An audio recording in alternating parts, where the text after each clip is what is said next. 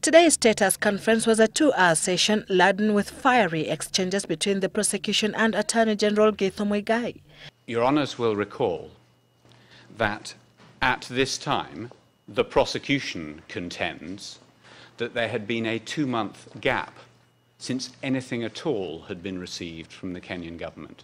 To put it bluntly, if you've cut off communications with us altogether, which is what we fear from your recent silence, we're giving you notice that OTP considers the consultations to have been exhausted.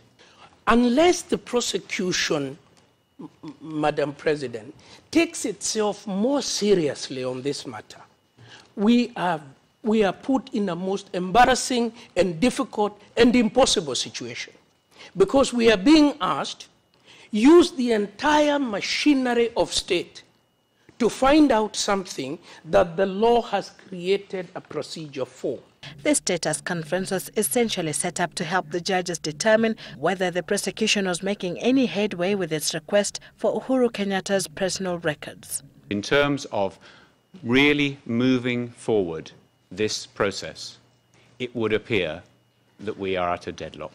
Do you mean that in prosecution's view that the consultation be exhausted and you will go back to your original application? We do, yes.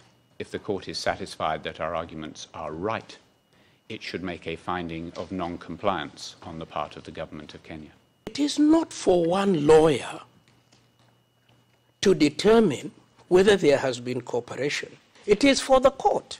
If ever the court makes a finding that the government of Kenya was non-compliant, the president of the court would refer the matter to the Assembly of States Parties to determine what measures to take to enforce compliance. If those records could not be obtained by consent, then they should have been obtained compulsorily.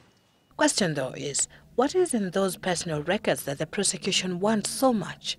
We say, frankly, that we don't know what is contained within these records.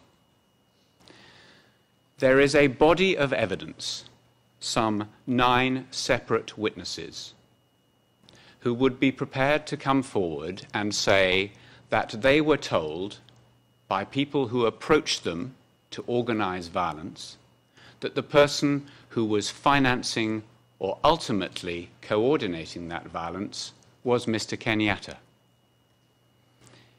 and that they would be paid for their work. If you want to know who owns which trust, you have to give us the name of the trust. And within 72 hours, we will bring you all the particulars. I have in my hand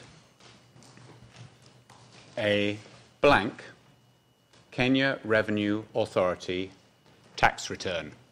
It's the kind of information which has to be included in all these boxes which we're interested in. We don't want to know how much tax Mr. Kenyatta has paid or how that's been calculated, which is the essence of the document we've been given. The Attorney General has not been invited for tomorrow's Status Conference in which Uhuru Kenyatta is required to attend. Sylvia Chebet for The Big Question.